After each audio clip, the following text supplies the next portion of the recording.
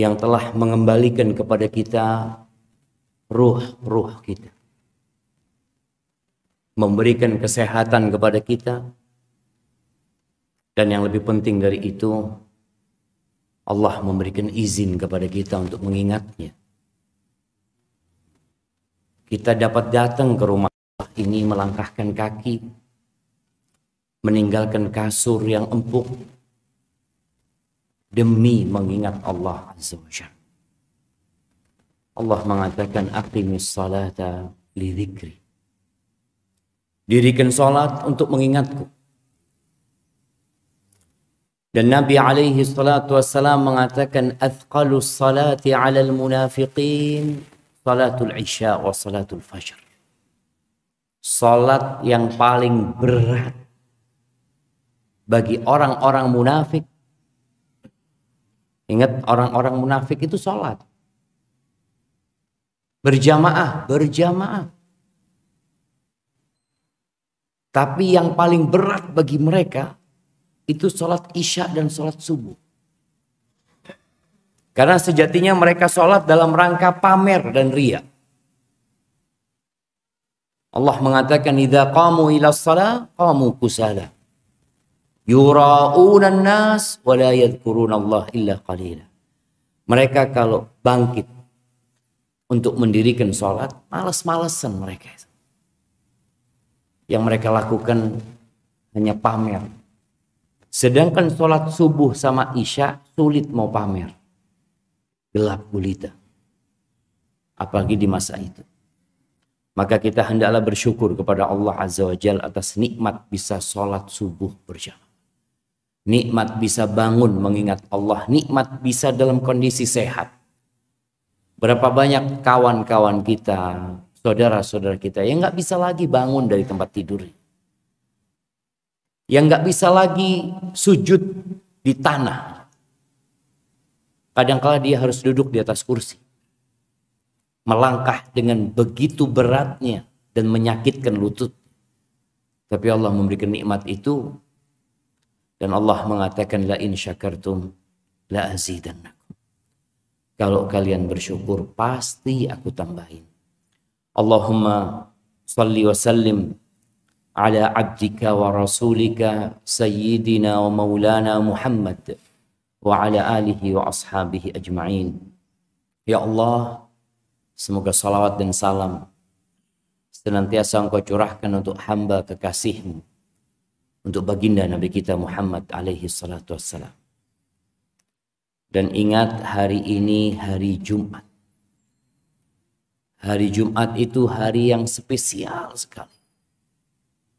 Bahkan kata Nabi SAW, khairu yaumin tala'at fihi syams yaumul Jumat.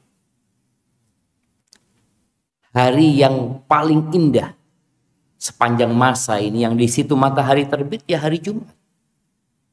Pada hari Jumat ini Allah menciptakan bapak kita, Nabi Adam AS. Pada hari Jumat. Tapi juga pada hari Jumat Nabi Adam dimasukkan ke surga dan diturunkan dari surga. Dan kelak bumi ini akan hancur. Juga pada hari Jumat. Kiamat akan terjadi pada hari Jumat. Apa kata Nabi alaihi salatu wassalam? Fa'akthiru fihi minas salati alaihi.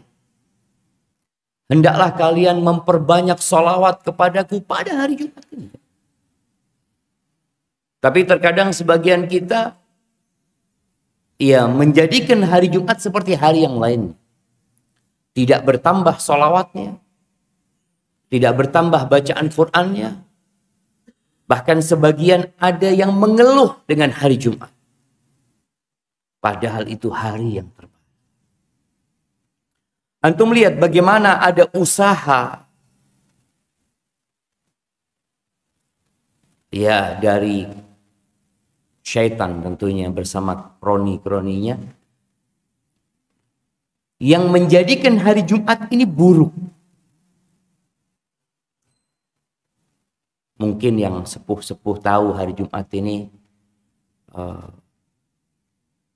hari yang mistis. Ya. Film-film horor itu biasanya Jumat Kliwon, Jumat Manis. Jadi hari ini hari yang menakutkan. Bahkan di barat pun sama. Apa hari Jumat bahasa Inggrisnya Friday? Mereka jadikan hari itu hari yang menakutkan. Selalu digambarkan dengan sesuatu yang menjadikan orang gak mau dengan hari Jumat. Kita dulu waktu SD kalau lewat kuburan malam Jumat itu jadi takut. Malam Jumat. Kenapa? Padahal ini Sayyidul Ayyam. Yang paling mulia. Maka bagaimana kita mengembalikan Jumat ini sebagai hari yang paling mulia di dalam jiwa kita.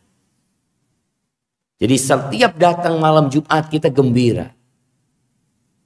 Bahkan kita tahu Rasulullah SAW melarang kita puasa khusus hari Jumat. Nggak boleh. Ini hari Id. Id pekanan yang terus berulang. Kecuali yang puasa hari Kamis, boleh puasa hari Jumat. Kecuali yang niat puasa Sabtu, boleh puasa hari Jumat. Tapi puasa khusus hari Jumat nggak boleh. Karena ini memang hari yang mulia. Perbanyak sholawat di hari itu. Fa inna salatakum alayya ma'rufah. Sholawat kalian itu disuguhkan kepada aku, kata Nabi SAW. Apa nggak kepingin antum sholawatnya disuguhkan dari fulan, Sidoarjo sholawatnya berapa? 7. Disuguhkan, dilaporkan kepada Nabi SAW. Maka perbanyak sholawat buat Nabi alaihi salatu wassalam. Berapa sih banyak itu? Di dalam kitab Al-Qaul Badi' fi salatu wassalam ala Nabi Syafi' disebutkan di sana. Beberapa nukilan banyak itu ya paling tidak 300 lah. Itu banyak. Ya nggak ada batasannya jemaah. Cuma sebagian ulama ketika ditanya dia sebutkan ya 300 itu banyak. Maka berusaha ketika bersalawat kepada Nabi SAW dihitung. Kenapa harus dihitung? Nggak harus dihitung sebenarnya. Tapi kalau kita tidak menghitung, kadang-kala kita merasa banyak. Koyo isu ya gue sholawat. Padahal baru 20 ya. Iya. Tapi ketika antum hitung seperti zikir pagi dan petang. Kita dianjurkan membaca la ilaha illallah wahdahu la syarikalah. Lahul mulku wa lahul hamdu. Wa huwa ala kulli syai'in qadir 100 kali. Kalau kita tidak menghitung, kita merasa sudah sampai 100 ya. Hitung dengan tangan kita. Kita tahu, oh ternyata baru 30. Belum nyampe kepada target yang dianjurkan oleh Rasulullah SAW. Semoga salat itu bersambung untuk keluarga Nabi kita. Istri-istri Nabi kita. Yang mereka, subhanallah ya. Ini para emak-emak yang kalau membaca sejarah bagaimana perjuangan istri-istri Nabi mungkin nggak sanggup mereka. Sekarang aja banyak nelongsonya emak-emak. Banyak curhatnya, banyak madunya. Rasulullah SAW itu sering datang ke rumah istrinya. Mau sarapan. Beliau bertanya. Hal min ta'am. Ada yang bisa dimakan? Apa kata istrinya? Cuma ada air. Nggak ada. Kata Nabi SAW. Idzan ana sha'im. Kalau gitu hari ini aku puasa. Itu pagi ya. Malam hari. Pernah Nabi SAW kedatangan tamu. Lalu Nabi ngutus pembantunya untuk bertanya ke rumah istri-istrinya. Siapa yang punya makanan malam itu? Berangkat ke fulana, fulana, fulana. Semuanya laporan cuma punya air di rumah. Lalu apa yang harus dilakukan? Sedangkan tamu ini harus dimuliakan. Maka Nabi SAW menawarkan kepada para sahabatnya. Man yudayyifu dayfa Rasulullah SAW. Siapa yang mau ketamuan tamunya Rasul SAW. Yang mau menjamu tamunya Rasul. Ada seorang sahabat, ana ya Rasulullah. Ini sahabat pede ya. Dia mau menjamu tamunya Rasul SAW. Habis sholat isya dibawa pulang. Itu Abu Talha. Sampai rumahnya dia mengatakan kepada istrinya, akrimi dhaifa Rasulillah SAW. Engkau muliakan tamunya Rasul SAW. Apa kata istrinya? Bang, kecuali makanan buat anak-anak. Apa kata suami? Sudah, anak-anak engkau bikin main sampai tidur. Biasanya anak-anak itu kalau diajak main ngantuk nggak mikirin makan. Ya sudah. Nanti makan itu kau suguhkan kepada tamu Rasulullah SAW. Artinya bagaimana kehidupan istri-istri Nabi solid. Makanya setiap kali kita bersolawat kita ingat dengan istri-istri Nabi yang mendampingi Rasul Sallallahu Alaihi Wasallam, apalagi Khadijah radhiyallahu taala. Dan semoga salawat itu bersambung kepada putra putri Nabi, keluarga Nabi alaihi salatu wassalam, yang kita juga tahu bagaimana perjuangan mereka. Fatimah ketika di Mekah, bagaimana dia hidup melihat bapaknya dibuli, dimaki, dihina. Seperti film kita kalau dengar bapak kita dicela, lorwati. Orang tua kita. Bagaimana sekarang Fatimah, Ummu Kalthum, Ruqayyah, Zainab melihat Rasul SAW dikatakan kahin, dukun, sahir, penyihir. Bapakmu itu pendukun, penyihir, pendusta, tukang bohong. Bukan hanya secara verbal, secara fisik Fatimah melihat bapaknya Sallallahu Alaihi Wasallam ketika sujud di depan Ka'bah sana, diletakkan ari-ari onta di punggung Nabi SAW. Ini Fatimah melihat bapaknya diperlakukan seperti itu gitu. Datang Fatimah coba. Dia bagaimana mendorong itu ari-ari onta supaya terlepas dari punggung Nabi SAW. Maka kita juga perlu ingat, bersalawat kepada mereka. Yang mereka juga berjuang jamaah demi tegaknya agama ini. Dan semoga salawat itu bersambung kepada para sahabat Nabi.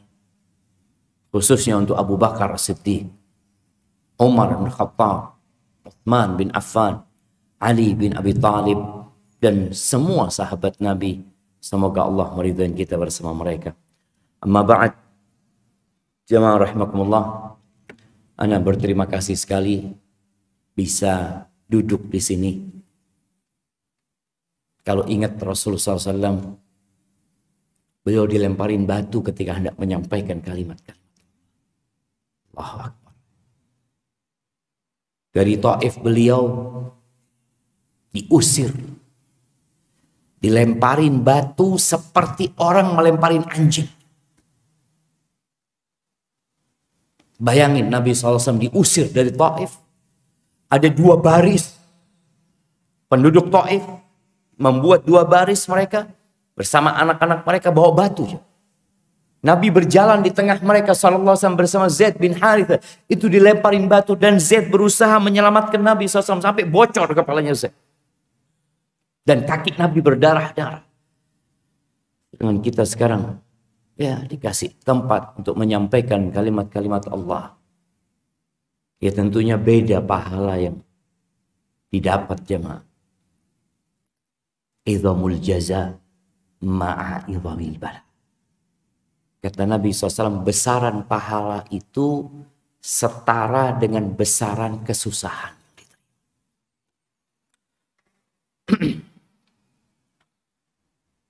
Hari ini tanggal 24 Dzulqa'dah. Sebagian jemaah haji kayaknya udah pada berangkat. Sidoarjo udah berangkat. Masya Allah.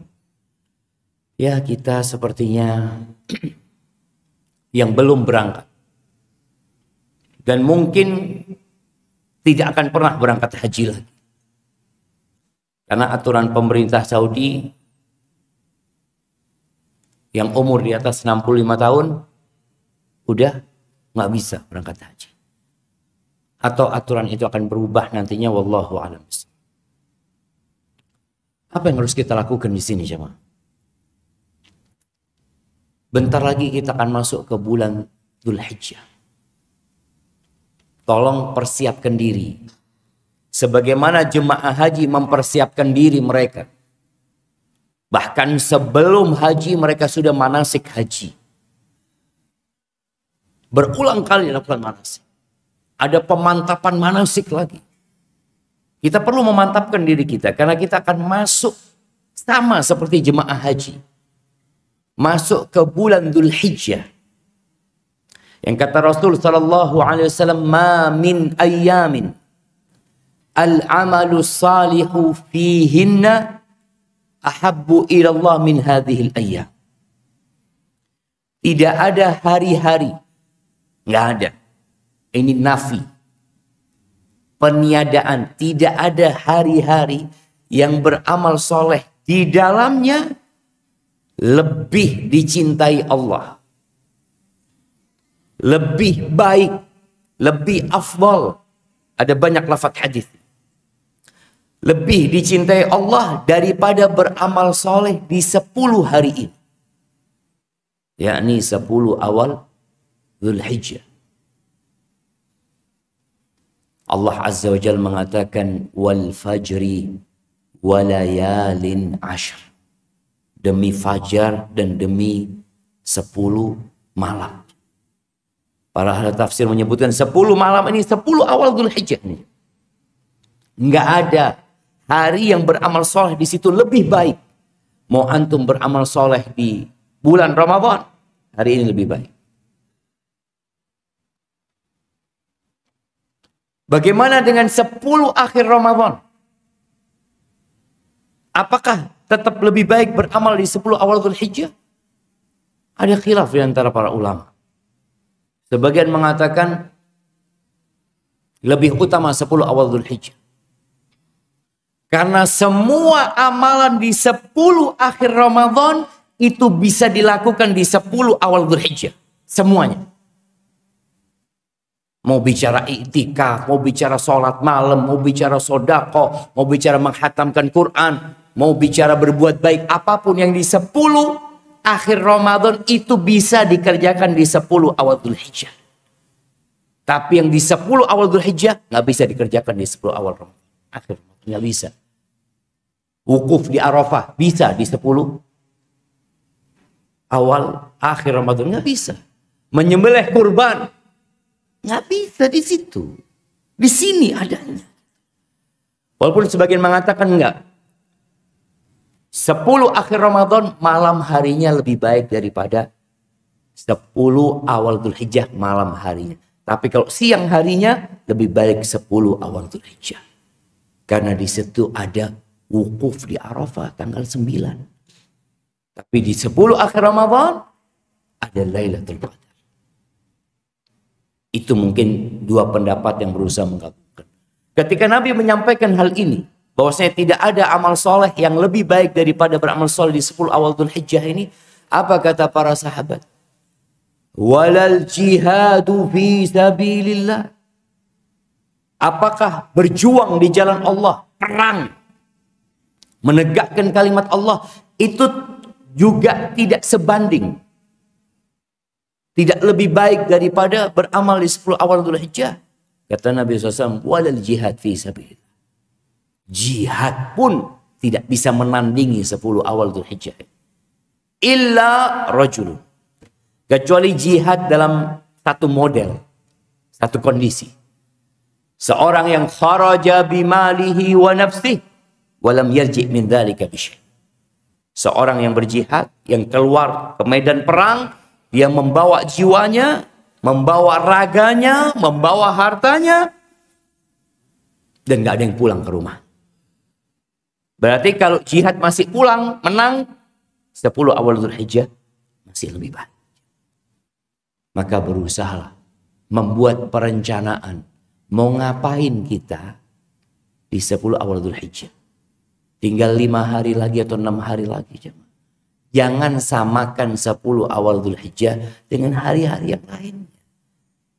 Maka kita perlu promosi. Orang itu kadang-kadang perlu diingatkan kembali ya, tentang keutamaan sesuatu supaya dia tertarik. Kenapa kita lihat iklan itu terus? Ada iklan mie goreng, mie ini. Padahal dia sudah terkenal jamaah. Produk mie ini udah terkenal. Tapi sampai hari ini masih iklan. Sampai hari. Dan bayar besar mereka iklan. Kenapa? Iya, karena orang itu perlu diingatkan. Dan iklan yang paling buruk yang Anda lihat iklannya rokok. Padahal sudah banyak yang ngerokok ya. Tapi masih diiklankan di mana-mana. Bahkan iklannya itu bagus-bagus, Videotron jemaah. Dengan gaya orang-orang yang seakan-akan sehat. Padahal pada sakit semua yang rokok. Tapi diiklankan jemaah. Karena manusia itu kalau nggak dipromosi, nggak dikasih promosi, nggak dikasih peringatan, dia lupa. Maka kita ingatkan. Apa yang tadi Anda sampaikan, ingatkan. Bukan Anda sampaikan. Yang Rasul SAW sampaikan. Hadis diriwayatkan Imam Bukhari, Muslim. Dan diriwayatkan oleh para muhaddithin tentang keutamaan 10 awal Dzulhijjah ini. Barakallahu fiik. Bukan itu yang ingin Anda sampaikan. Itu baru muqaddimah. Anda katanya dikasih waktu sampai syuruk. Nggak apa-apa jemaah ya. Ahibati fillah. Ada sebuah hadis yang diriwayatkan oleh Imam Tirmidzi dari Abdullah bin Mas'ud radhiyallahu taala anhu. Yang ana rasa hadis ini perlu kita tanamkan di dalam jiwa kita. Karena kita punya banyak masalah dalam kehidupan ini. Semua yang hadir di masjid ini punya masalah. Karena Allah sudah menetapkan kehidupan ini adalah ujian dan bala. Tapi bentuk bala yang kita terima beda-beda. Ada yang tadi malam nggak bisa tidur karena sakit punggungnya. Ada yang nggak bisa tidur karena harus bayar utang. Ada yang nggak bisa tidur karena istrinya ribut atau karena anaknya sakit, menangis. Ada banyak lah masalah dalam kehidupan ini. Bagaimana cara kita menghadapi masalah itu? Bala yang sudah Allah tetapkan akan bersama kita sampai kita mati. Kata Nabi SAW, man nazalat bihi faqah fa anzalaha bin nas. Barang siapa yang turun kepadanya satu kesulitan, satu hal yang menyempitkan dadanya, yang membuat dia susah hidupnya, fa anzalaha bin nas, lalu masalahnya dia sandarkan kepada manusia. Yang ada dalam benak dia cari solusi dari manusia. Oh fulan mungkin, fulan yang bisa bantu anak. Yang ada dalam benak dia hanya makhluk. Lam tusadda faqatu. Kata Nabi SAW, urusannya nggak akan selesai. Ketika dia sandarkan kepada manusia, bersandar namanya, menggantungkannya kepada makhluk, maka kesulitan yang dia hadapi nggak akan selesai.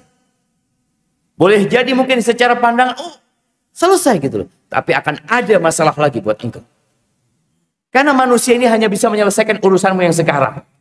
Besok datang lagi masalah. Lusa datang lagi masalah. Sampai kapan engkau akan bersandar kepada manusia? Ini selesai urusannya. Wa man nazalat bihi faqah fa anzalaha billah. Barang siapa yang datang kepadanya masalah lalu dia sandarkan kepada Allah Azza wa Jalla, dia gantungkan kepada pencipta langit dan bumi ini, yushikullah bihi, Allah akan hampir saja memberikan solusi kepada dia, birizqin ajilin au ajil, dengan rezeki yang segera atau tertunda. Artinya masalahnya selesai. Ketika kita gantungkan kepada Allah Azza wa Jalla, selesai masalahnya. Tapi ternyata banyak di antara kita yang kurang yakin sama Allah. Kita masih sering mendengarkan curhatan manusia kepada kita. Datang mengeluh, saya punya masalah ini, itu. Dia cerita berbagai. Nggak ada masalah kalau kita bicara mencari solusi. Tapi kita yang mendengar curhatan itu, ingat dengan hadis tadi. Kita perlu mengingatkan orang-orang yang curhat ini dengan hadis Abdullah bin Mas'ud tadi, bahwasanya engkau kalau bersandar kepada manusia, engkau masih bergantung kepada fulan, saya punya kenalan, Atau seorang yang sakit mengatakan, oh saya punya kenalan dokter, bagus dokternya. Masya Allah. Selesai. Orang kalau ke sana biasanya selesai, sembuh sudah. Jangan. Kita sampaikan kepada orang ini, engkau bergantung sama Allah. Semuanya hanya sebab. Fulan sebab. Dokter sebab. Usaha sebab. Semuanya hanya sebab. Kalau Allah Azza wa Jalla tidak membantu, wallah engkau minum obat setahun pun gak akan sembuh. Engkau berpindah dari satu dokter ke dokter selanjutnya. Dari satu rumah sakit ke rumah sakit selanjutnya. Engkau pergi ke rumah sakit yang ada di luar Indonesia. Ingat, semuanya hanya sebab. Kita nggak boleh bergantung kepada sebab. Kita menjalankan sebab itu, tapi hati kita bergantung kepada Allah Azza wa Jalla. Seperti seorang yang di PHK, kemudian dia berpikir, Anda mau kerja di mana? Ya udah, engkau ngelamar kerja. Tapi ingat hatimu sama Allah. Ada sebuah kisah dan banyak cerita jamaah yang sesuai dengan hadis yang Nabi SAW sebutkan tadi. Ini ada kejadian seorang yang sudah nggak punya pekerjaan, di PHK dia. Dia sudah ngelamar sana, ngelamar sini. Suatu hari dia ketemu dengan seorang ustaz. Dilihat wajahnya, kelihatan ya jemaah. Antum kalau mau lihat wajah orang punya utang itu, kelihatan. Lihat dari samping, coba lihat tetangga antum yang kanan kiri, kelihatan iki kok dia utang. Kelihatan di wajahnya, orang itu punya masalah kelihatan. Syekh ini tanya, kok kenapa? Ya Syekh Ana, dia cerita masalah dia. Tapi alhamdulillah Syekh Ana punya kenalan sama fulan, Ana udah ngelobi fulan, tinggal nunggu jawaban dari mereka. Lalu Syekh ini ngomong, engkau sampai kapan akan kayak gini? Kenapa engkau nggak mengetuk pintu langit? Engkau sandarkan kepada Allah. Cobalah malam ini, di sepertiga malam akhir, ketika orang-orang terlelap dalam tidurnya, engkau minta Allah. Jangan lagi mengatakan, aku punya kenalan di sana, kata dia. Dia bisa bantu. Semuanya cuma sebab. Kalau Allah tidak menggerakkan hatinya, nggak bisa. Kalau Allah tidak memberikan izin kepada obat itu yang kau minum agar engkau sehat, nggak bisa. Nggak bisa jemaah. Karena lillah mulkus samawati wal ardh. Kita harus memperbaiki tauhid. Milik Allah semua yang di langit dan bumi ini. Kita ini milik Allah. Akhirnya orang ini pun menjalankan nasihat Syekh malam hari. Dia sholat, besok dia sholat lagi, minta sama Allah. Di hari ketiga, dia keluar dari rumahnya. Dia naik mobil, keluar dari rumahnya. Tahu-tahu terbetik di hatinya untuk berangkat ke salah satu kantor yang ada di situ. Dekat sama rumahnya. Yang selama ini dia tidak pernah berpikir untuk melamar kerja di tempat ini. Kenapa dia tidak berpikir untuk melamar kerja di tempat itu? Karena dia nggak punya kenalan. Dia berpikir kalau nggak punya lobby ini itu nggak bisa, nggak mungkin diterima tuh. Maka dia akhirnya bersandar sama manusia. Dia mencari tempat-tempat kerja yang dia punya kenalan. Hatinya bergantung sama siapa? Sama kenalan dia. Hari itu dia cerita, kok cobalah anak tak mampir ke kantor ini. Mungkin ada kerjaan. Akhirnya dia mampir, nggak kenal satu orang pun di tempat itu. Masuk ke kantor itu ada berapa lantai, ke tempat resepsionisnya, ke tempat informasi di sana. Dia tanya, Mas, mohon maaf ya, apa ada lowongan kerja di sini? Oh ada, kata dia. Ada, kata dia. Coba engkau naik lantai 3 ke kantor fulan, kata dia. Engkau naik ke sana, kata dia. Ini nggak kenal sama ini orang. Naik ke lantai 3, Masya Allah. Dia ngomong sama orang di kantor tersebut bahwasanya dia ingin cari kerjaan. Apa kata yang menyambut dia di lantai 3 itu?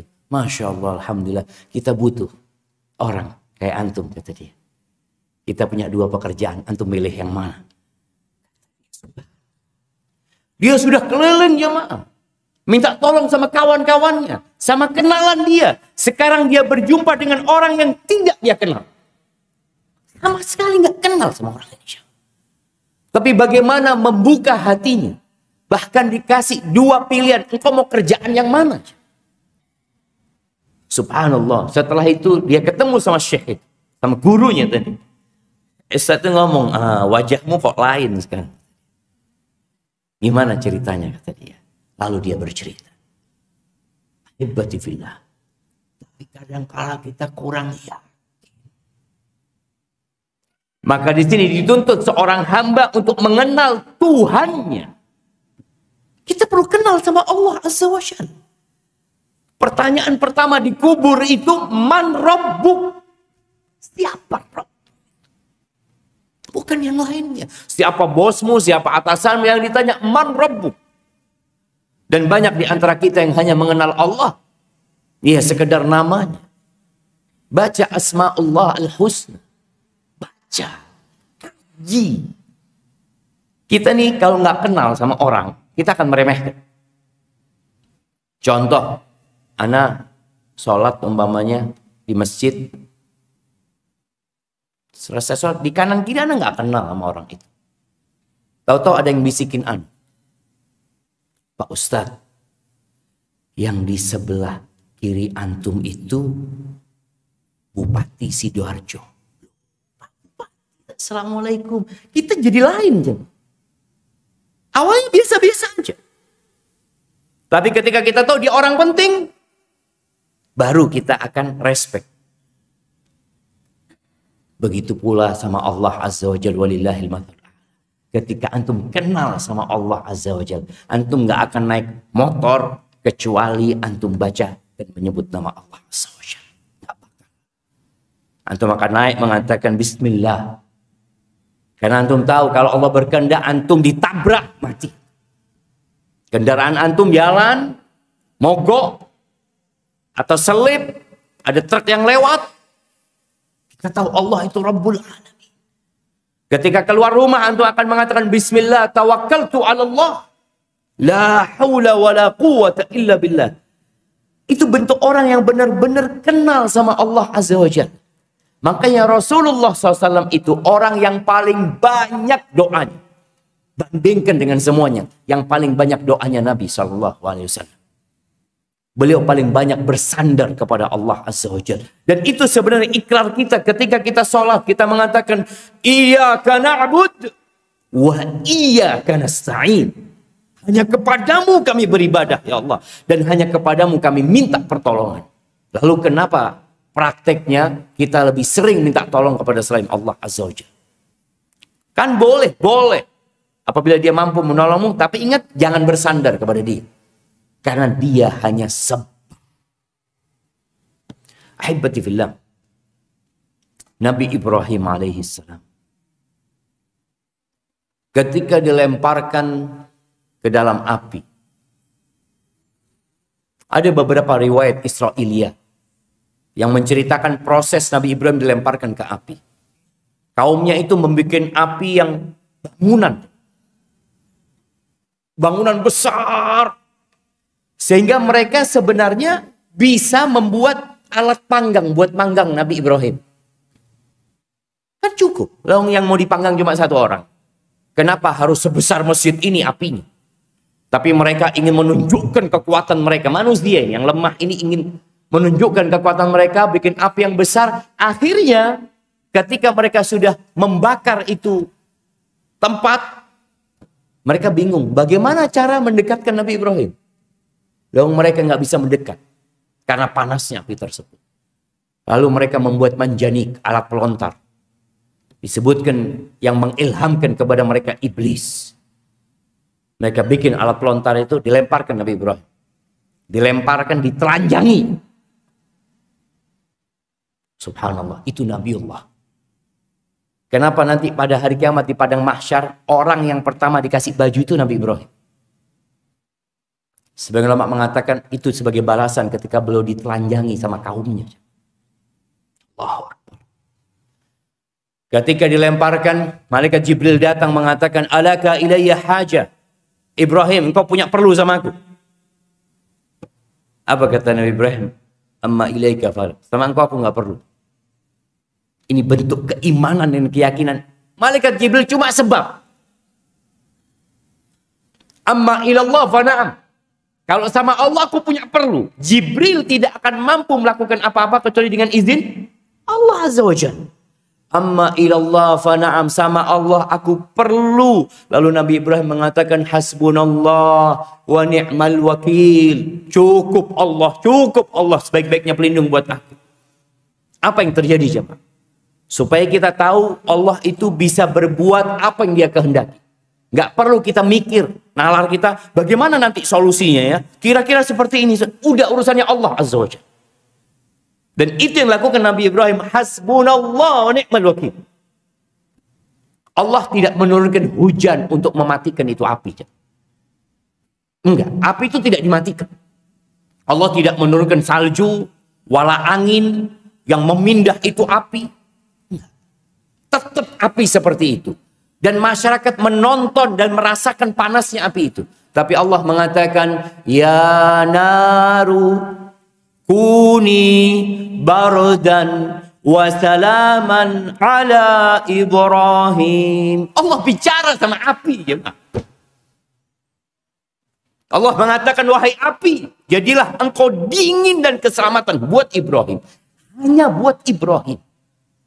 Hanya buat Ibrahim. Panas semua, kayu itu tetap terbakar jemaah. Dan orang-orang merasakan panasnya. Itu yang akan kita dapatkan tatkala kita bergantung sama Allah Azza wa Jalla. Cerita Nabi Musa alaihissalam. Sebab dijalankan. Fa asri bi ibadi laylan innakum muttaba'un. Allah mewahyukan kepada Nabi Musa alaihissalam untuk membawa Bani Israel meninggalkan Mesir. Udah kalian pergi meninggalkan Mesir. Malam hari. Udah pergi nih. Dikatakan jumlah Bani Israel 400.000 kira-kira, banyak jumlah mereka. Atau kurang dari itu. Meninggalkan Mesir. Subuh jemaah. Ternyata sampai ke laut. Ketika mereka sampai ke pantai, Fir'aun sudah sampai. Allah mengatakan falamma tara al-jam'ani qala ashabu Musa inna lamudrakun. Ketika dua pasukan ini, dua kelompok ini saling melihat, sahabat-sahabat Nabi Musa mengatakan habis kita sudah. Kita akan binasa. Kita akan dibantai sama Fir'aun. Itu loh udah kelihatan mata. Sedangkan di depan lautan, nggak ada solusi. Mau kemana kita? Nggak ada alat untuk menyeberang, nggak ada perahu, nggak ada kapal. Mereka langsung down jiwa mereka. Melihat kondisi itu. Berbeda dengan Nabi Musa alaihissalam. Apa kata Nabi Musa? Kalla, inna ma'iya rabbi sayahdin. Nggak mungkin. Nggak mungkin kita dibinasakan. Kita udah jalankan perintah Allah nih. Sesungguhnya bersamaku ada Tuhanku. Dia akan memberikan petunjuk. Yakin. Dan dikasih solusi yang tidak pernah ada dalam akal manusia. Itu lautan terbelah jemaah. Yang nggak mungkin terbelah. Terbelah itu lautan. Maka di sini tatkala kita kenal sama Allah Azza wa Jalla, urusannya selesai. Kita akan tenang, damai. Sudah serahkan sama Allah gitu loh. Iya Ustaz, kalau ngomong enak, prakteknya Ustaz. Ya, kalau prakteknya berat, berarti memang kita belum kenal sama Allah Subhanahu wa Ta'ala. Allah mengatakan, fa inna ma'al usri yusra. Inna ma'al usri yusra. Allah yang mengatakan itu. Sesungguhnya bersama kesulitan, itu ada kemudahan. Tahu namanya bersama aja. Bareng aja. Ketika antum dalam kesulitan, oh bentar lagi selesai urusannya. Seperti dua orang yang datang ke rumah kita, bareng nih datangnya. Mungkin yang masuk ke rumah kita lebih dulu kesulitan. Kemudahannya mana? Ini bentar lagi masuk. Long dia jalannya bareng. Cuma mungkin lebih dulu kesulitan itu. Inna ma'al usri yusra. Sesungguhnya bersama kesulitan itu ada kemudahan. Tinggal bagaimana kita menata hati kita menanti. Makanya kenapa ketika ada musibah kita disuruh bersabar. Karena nunggu solusi itu kadang-kala membosankan. Ustaz, ana sudah lama Ustaz, belum selesai urusannya. Boleh jadi karena antum masih bergantung sama manusia. Ada yang punya utang. Ana punya utang Ustaz, sudah ditagih-tagih. Terus alhamdulillah Ustaz, ana punya rumah Ustaz, belum laku rumahnya nih Ustaz. Insya Allah rumah ini laku, selesai utangnya. Allah bikin gak laku tuh rumah. Karena antum bersandar kepada rumah ini. Rumah ini, ana punya uang di sini. Selesai laku, ana lunasin. Yang bikin laku itu siapa? Allah kan. Maka kadang-kala kita masih ada ketergantungan kepada makhluk. Kita lihat dokter tuh. Bagaimana dokter itu angkat tangan supaya pasiennya ini nggak bersandar kepada dokter. Sudah dokter mengatakan maaf kita sudah nggak bisa apa-apa. Loh dari awal dokter tuh nggak bisa apa-apa kecuali Allah yang kasih izin. Yang dilakukan dokter itu cuma sebab. Ingat sebab. Bukan berarti kita tidak berobat, bukan berarti kita tidak berusaha, bukan berarti kita tidak berupaya. Kita lakukan semua itu, tapi hati kita tidak di sana. Hati kita bergantung kepada Allah Azza wa Jalla. Allah Azza wa Jalla mengatakan, "Fa'idha azamta fatawakkal 'ala Allah. Innallaha yuhibbul mutawakkilin." Kalau engkau sudah berazam, bertekad, ya sudah serahkan sama Allah Azza wa Jalla. Allah cinta kepada orang-orang yang bertawakal. Ingat, tawakal ini bukan amalan raga. Kadangkala ada yang berusaha untuk menabrakkan antara tawakal dengan usaha. Enggak, tawakal ini amalan hati, bukan amalan fisik. Makanya ketika Nabi SAW memberikan contoh, "Lo annakum tawakkaluna 'ala Allah haqqa tawakkulihi." Kalau kalian bertawakal kepada Allah dengan sebenar-benarnya tawakal, la razaqakum kama yarzuqut tayr. Allah akan memberikan rizki kepada kalian seperti Allah memberikan rizki kepada burung. Bagaimana burung itu? Taghdu khimasan wa taruhu bitanan. Burung itu keluar dari sarangnya dalam kondisi lapar aja. Keluar dia. Usaha, ini fisiknya burung itu usaha. Pulang kenyang. Pernah ngelihat burung punya kulkas? Karena dilihat ini kayaknya mau musim hujan ini ya. Nggak ada kulkas. Walau ada mungkin dia ambil padi ya. Kemudian ditaruh disimpan. Ini untuk apa? Untuk persiapan nanti buat anak-anaknya. Atau ketika burung itu telur ya. Dilihat telurnya ada 4 ya. Insya Allah ini anaknya 4. Berarti anak harus ya cari usaha yang lebih kenceng lagi. Nggak ada aja. Nabi SAW tidak memberikan contoh seperti semut. Semut masih menyimpan makanan. Masih dia. Tapi burung nggak ada. Antum melihat burung menyimpan makanan nggak ada. Kalau kita bertawakal dengan sebenar-benarnya tawakal, seperti itu akan dikasih rezeki sama Allah Azza wa Jalla. Ingat, tawakal itu amalan hati. Arti tawakal itu atiqatu billah wal i'timad alaih. Yakin sama Allah dan menyandarkan kepada Allah Azza wa Jalla. Itu hati. Sedangkan fisik kita, ya usaha. Nabi SAW ketika sakit berhijamah. Nabi SAW. Bicara pekerjaan para sahabat, disuruh bekerja, disuruh nyari kayu sama Nabi SAW. Alhamdulillah. Bagaimana cara kita mengenal Allah sekarang lebih dalam? Yang pertama dengan asma Allah al-husna tadi. Tolong dibaca. Jadi nama-nama Allah itu bukan nama-nama kosong. Tapi nama-nama yang penuh makna. Ketika antum membaca nama Allah Ar-Razzaq. Kalau nggak salah di Sidoarjo sini, anak di jalanan itu ada Asma Allah Husna. Di pinggir jalan. Iya. Anak lihat ada Asma Allah Husna. Tulisan itu. Itu bagus untuk mengingatkan. Diingat. Namanya Allah Afu. Namanya Allah Al-Qawi. Namanya Allah Al-Mutakabbir.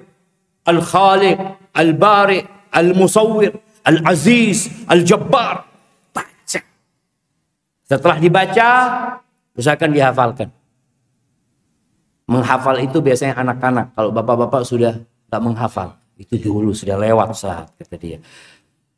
Nabi SAW mengatakan, Inna lillahi tis'atan wa tis'ina asman. Allah tuh punya 99 nama. 100 kurang 1. Man ahsaha dakhalal jannah. Barang siapa yang menghitungnya, yang menguasainya masuk surga. Masuk surga. Ada 4 tingkatan mengenal asma'ul husna. Yang pertama, ya hanya menghafal. Tadi itu tingkatan anak-anak kecil disuruh menghafal aja dia. Karena dikasih penjelasan dia nggak paham. Yang kedua, menghafal dan memahami. Yang ketiga, berdoa dengan nama itu. Kita punya masalah, kita mungkin sedang lemah ini dan itu, kita panggil ya qawi, ya matin. Kemudian yang keempat, beribadah dengan nama itu. Jadi bukan hanya berdoa tapi beribadah dengan nama itu. Contohnya ketika kita membaca nama Al-Afu, Allah itu Maha Pemaaf. Antum kalau ada orang minta maaf, maafkan.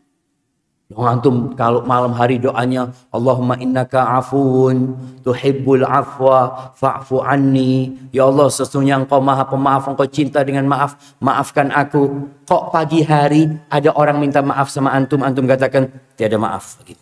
Loh, apa tadi malam antum Allahumma innaka afuun? Itu beribadah dengan nama itu kan. Ketika antum baca Razzaq, ya Dzul, Allah yang maha memberikan rizki, Allah yang maha baik, memberikan segalanya kepada hambanya. Ada orang minta tolong sama antum, antum nggak nolong dia. Terus gimana antum beribadah dengan nama-nama itu? Itu. Tolong Asma'ul Husna itu dikaji, dibahas, kemudian berdoa dengan nama itu dan beribadah. Kemudian cara lain mengenal Allah Azza wa Jalla adalah dengan membaca Al-Quranul Karim. Quran ini surat cinta dari Allah kepada hamba. Untuk baca. Jangan cuma dibaca hurufnya. Kita tahu, membaca satu huruf itu dapat 10 kebaikan. Artinya, membaca alif, lam, mim, nggak tahu artinya kita. Itu dapat 30 kebaikan. Tapi Quran diturunkan untuk ditadabburi. Kitabun anzalnahu ilaika mubarakun liyadabbaru ayati wa liyatadzakkara ulul albab. Ini kitab yang penuh dengan berkah yang kami turunkan untuk ditadabburi, untuk dikaji, untuk dihayati, untuk diingat. Tapi ya hanya orang-orang yang cerdas yang mau jemaah mengambil pelajaran dari sana. Maka tolong mulai saat ini baca Quran dan baca tafsir. Niatkan tiap hari 1 halaman atau 2 halaman bersama artinya. Insya Allah setahun hatam kita Quran jemaah. Karena ada orang yang umur 50 tahun tidak pernah hatam Quran dengan artinya. Umur 60 tahun nggak pernah. Padahal sudah banyak kitab-kitab ketika dia kuliah yang dia hatamkan. Baca itu. Kemudian yang ketiga, mentadabburi ciptaan Allah Azza wa Jalla. Jalan-jalan nggak apa-apa. Ke pantai. Yang punya akuarium di rumah. Kau lihat bagaimana ikan itu bisa warna-warni. Kau lihat bagaimana bintang, rembulan, gunung-gunung. Tadabburi ciptaan Allah Azza wa Jalla. Atau paling tidak mentadabburi makan. Sebentar lagi kita mau sarapan. Ketika antum sarapan, antum lihat. Sarapan apa jemaah? Pecel. Ketika antum lihat pecel, antum bayangkan beras ini gimana bisa sampai. Nasi ini bisa sampai ke sini gimana? Gimana kalau antum setiap kali mau makan harus nanam padi? Nunggu 3 bulan antum makannya. Ini enggak. Ada. Prosesnya antum lihat bagaimana petani menanam ini dan itu. Kalau ternyata antum makan sama ayam. Bayangin kalau antum harus nunggu ayam itu sampai besar. Dari telur antum jemaah nungguin makan ayam ya Allah. Nunggu 27 hari lagi. Allah berikan kepada antum. Sayurannya seperti apa, kacangnya seperti apa. Ini perlu ditadabburi jemaah. Kalau ada ikan laut, gimana ikan laut ini bisa sampai ke meja antum? Kok bisa sampai sini? Padahal ya Allah mungkin ikan ini dari Gresik. Prosesnya panjang. Di situ ada tanda-tanda kebesaran Allah. Wa fi anfusikum. Lihat di diri kita sendiri. Ada tanda kebesaran Allah Azza wa Jalla. Bayangkan ketika kita makan jemaah. Kalau nggak bisa keluar itu makanan jemaah. Bayar berapa? Ke dokter. Kata dokter harus operasi. 30 juta. Nggak apa-apa dok. Yang penting keluar itu kotor. Maka itu sebagai sarana untuk mengenal Allah Subhanahu wa taala. Hibbatifillah. Itu mungkin yang dapat Anda sampaikan. Kurang lebihnya mohon maaf, yang benar dari Allah Azza wa Jal, yang salah dari diri ana pribadi. Sekali lagi ana ucapkan terima kasih kepada semua jamaah, khususnya takmir Masjid Darussalam ya. Masya Allah, Darussalam. Semoga kita dikumpulkan di Darussalam yang sebenarnya, karena Darussalam itu surga jemaah. Masya Allah. Tinggal berapa menit kita jemaah?